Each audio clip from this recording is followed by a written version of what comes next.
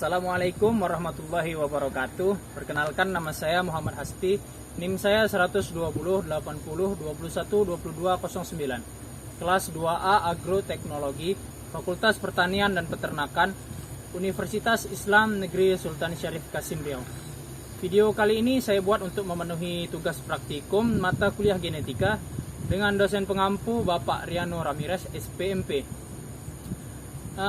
Video kali ini berkaitan tentang plasma nutfah yang ada di daerah saya di Provinsi Sumatera Utara, di Desa Lubuk Retang, Kecamatan Berandan Barat, Kabupaten Langkat.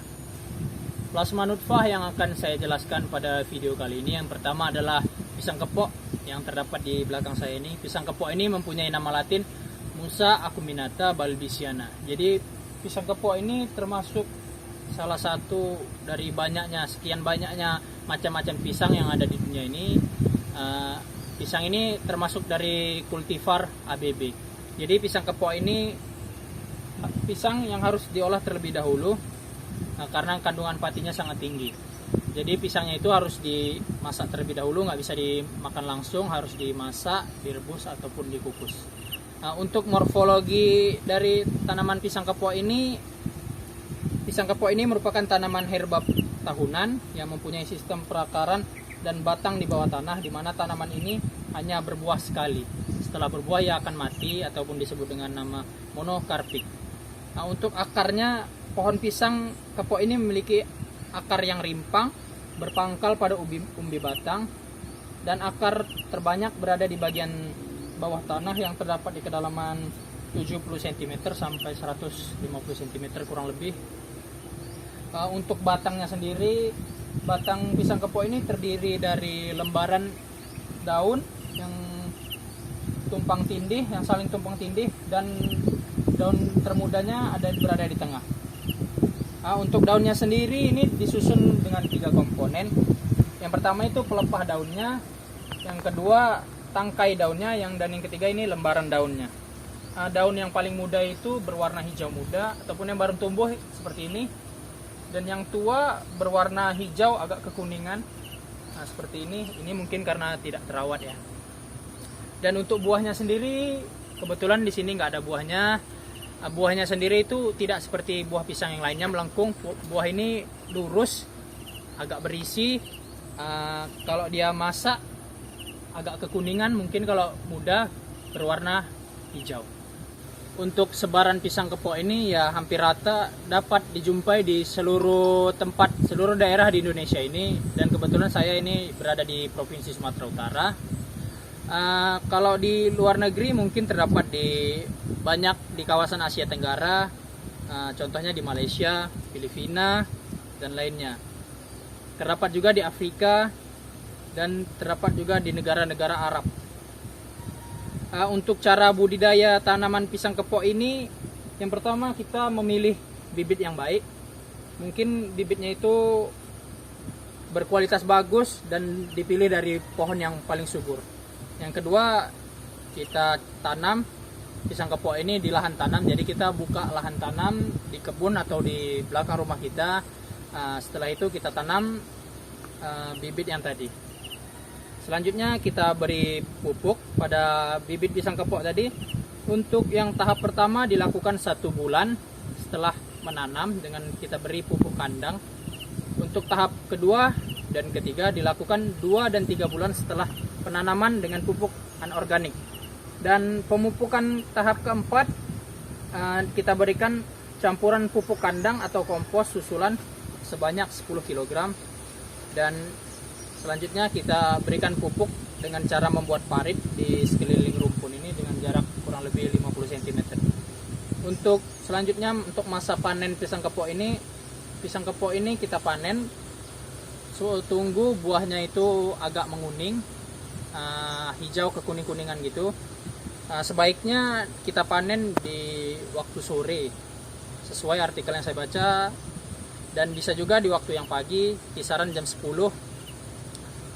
Untuk hasil olahan pisang kepok ini, yang pertama kita bisa olah jadi aneka, berbagai macam bolu dan aneka bermacam kue. Dan yang paling populer mungkin pisang kepok ini kita buat dengan keripik pisang, bisa juga dibuat tepung, dan bisa juga dibuat untuk minuman berupa es ataupun untuk cola. Sekian penjelasan plasma nutfah saya tentang pisang kepok ini. Mungkin nanti saya akan menjelaskan tentang kelapa sawit. Selanjutnya plasma nutfah yang kedua yang akan saya jelaskan yaitu tanaman yang ada di belakang saya ini. Mungkin sebagian dari kita atau hampir semua udah nggak asing lagi dengan tanaman ini, yaitu tanaman kelapa sawit yang mempunyai nama latin Illais guineensis Jack. Jadi kelapa sawit ini merupakan tanaman penghasil utama minyak nabati. Untuk morfologinya sendiri dari akarnya ini, akar sawit ini merupakan akar serabut, dan tumbuhan kelapa sawit ini merupakan tumbuhan monokotil ya. Dan untuk batangnya sendiri, kalau dia masih umur 3 tahun, batangnya belum terlihat karena masih tertutup pelepah yang belum ditunas. Kalau dia sudah meninggi sekitar umur 12 tahun, pelepah kering akan terlepas dan jadilah seperti ini. Untuk daunnya sendiri, daunnya ini memiliki warna hijau, terdiri dari pelepahnya, dan pelepahnya ini memiliki duri-duri dan banyak helaian daunnya.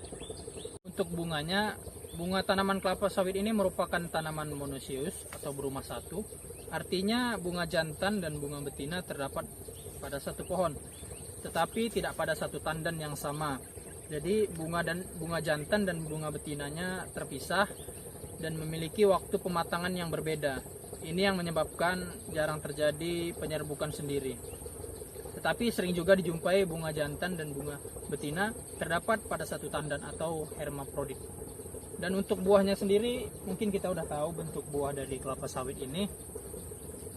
Buahnya ini memberondol ya, dan buahnya keras atau grup, dan dia menempel pada tandan buahnya. Dan mungkin panjang buahnya sekitar 2-5 cm dan beratnya sekitar 30 gram. Dan untuk sebaran kelapa sawit ini, kalau di Indonesia mungkin didapati di Aceh, di Pulau Sumatera, Jawa, Kalimantan, Riau, Sulawesi. Dan untuk budidayanya sendiri, untuk syarat tumbuhnya, kalau dari tanahnya harus memiliki tanah yang memiliki pH sekitar 4 sampai 6,5 pH ya. Dan tanahnya harus subur dan gembur. Untuk cara budidaya yang kedua, kita gunakan bibit sawit yang unggul. Budidaya yang selanjutnya dengan pola tanam dan jarak tanam kelapa sawit yang tepat. Selanjutnya kita menggunakan waktu tanam yang tepat. Setelah itu, setelah kita tanam, kita akan melakukan pemupukan kelapa sawit. Tetapi dengan pemupukan ini harus dilakukan dengan cara yang maksimal. Setelah tanamannya tumbuh dan besar, kita akan melakukan panen terhadap buah sawit. Dan hasil olahan dari kelapa sawit ini cukup banyak ya. Yang paling utama yaitu minyak goreng. Bisa juga digunakan untuk produk kosmetik, biodiesel, mentega, pasta gigi, pomade, bahan pembuat cat, minyak pelumas, sampo dan sabun, dan penguat baja dan besi. Sekian video pengamatan saya tentang plasma nutfah yang ada di daerah saya, mulai dari pisang kepok dan kelapa sawit. Mudah-mudahan bisa dipahami, dan saya mohon maaf apabila terdapat kesalahan pada video saya karena saya dalam tahap proses pembelajaran. Sekian, wassalamualaikum warahmatullahi wabarakatuh.